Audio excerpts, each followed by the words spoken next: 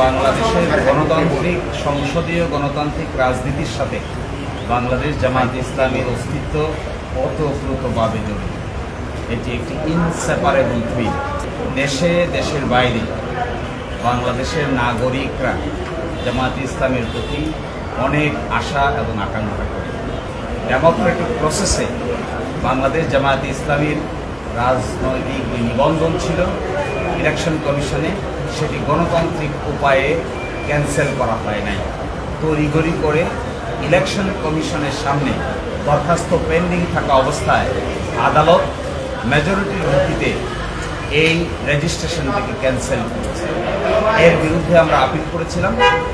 Appeal মামলার শুনানি হয়েছে, আগামীকালকে আবার শুনানি হবে। আজকে শুনানিতে মূল কথাটা যেটি এসেছে তার প্রথম ছিল যে প্রক্রিয়ায় আমাদের হাইকোর্ট বিভাগ এই নিবন্ধন ক্যান্সেল করেছে, বাতিল করেছে, এই প্রক্রিয়াটি মূলত ইলেকশন কমিশনের সামনে বিচারাধীন ছিল, বিবেচনাধীন ছিল। যমুনা স্মার্ট রেফ্রিজারেটর, স্মার্ট লাইফে স্মার্ট রেফ্রিজারেটর। ইলেকশন কমিশনের সামনে বিবেচনাধীন কোনো বিষয় আদালত এইভাবে ক্যান্সেল করতে পারে না। এটিকে ইংরেজিতে বলে প্রিম্যাচিওর। আর সেকেন্ড কথা হলো, যারাই রিট পিটিশন দায়ের করেছিলেন তাদের কোনো লোকাল স্ট্যান্ডাই নাই। তারা নিজেরাই পক্ষ দোষে দুষ্ট, তারা নিজেরাই ইন মোটিভলি রাজনৈতিকভাবে হেয় প্রতিপন্ন করার জন্যই এই মামলা দায়ের করেছিলেন। আর সর্বশেষ আমরা বলেছি যে গণতন্ত্রে এইভাবে জামাত ইসলামীর মতো একটি গণতান্ত্রিক রাজনৈতিক দলের নিবন্ধন বাতিল করে দিয়ে মূলত বাংলাদেশের রাজনীতিতে একটি অনিশ্চয়তা তৈরি করা হয়েছিল, যা নাকি ডেমোক্রেটিক প্রসেসকে ক্ষতিগ্রস্ত করেছে।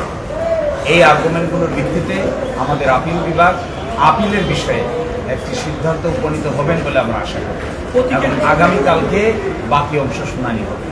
বাংলাদেশের সকল সংসদীয় নির্বাচনে জামাত ইসলামী দাঁড়িপাল্লা প্রতীক নিয়েই অংশগ্রহণ করেছে এবং সবসময় সংসদে আসন সংখ্যা নিশ্চিত করে সরকারেও অংশগ্রহণ করেছে এই দাঁড়িপাল্লা প্রতীক।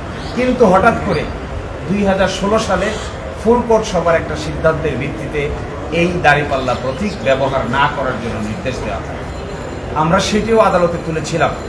আজকে সেটির উপরে আংশিক শুনানি হয়েছে। এই প্রতীক সংক্রান্ত বিষয়ে আগামীকালকে সকাল 9টায় 1 নম্বর আইটেম হিসেবে শুনানি হবে। এরই মধ্যে আমরা চিন্তা ভাবনা করে আগামীকালকে আদালতের সামনে আমাদের বক্তব্য উপস্থাপন করব, যেখানে আদালত কর্তৃক রাজনৈতিক দলের রেজিস্ট্রেশন বাতিল করা হবে। আমরা বলেছি আদালত কর্তৃক রাজনৈতিক দলের রেজিস্ট্রেশন বাতিলের নজির এই ভারতীয় উপমহাদেশে আর দ্বিতীয়টি নেই, এটি প্রথম। এবং জামাত ইসলামীর রেজিস্ট্রেশনকে বাতিল করা হয়েছে, ইলেকশন কমিশন বাতিল করেনি। ইলেকশন কমিশন রেজিস্ট্রেশন দিয়েছে, কিন্তু হাইকোর্ট ডিভিশন মেজরিটির ভিত্তিতে এটি বাতিল করেছে। এই নজির এই ভারতীয় উপমহাদেশে একটি এবং একমাত্র।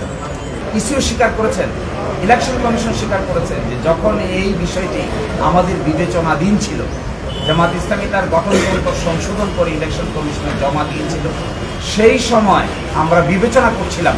কিন্তু যেহেতু হাইকোর্ট বিভাগে মামলা উত্থাপন হয়েছে এবং শুনানি শুরু হয়েছে, সেই জন্য আমরা এই বিষয়টি নিয়ে আর অগ্রসর হই নাই। এটি ইসি তার লিখিত বক্তব্য স্বীকার করেছেন। আজকেও মৌখিক বক্তব্য আদালতকে বলেছেন যে আমরা অগ্রসর হতে পারিনি, কারণ আদালত এখানে হস্তক্ষেপ করেছে।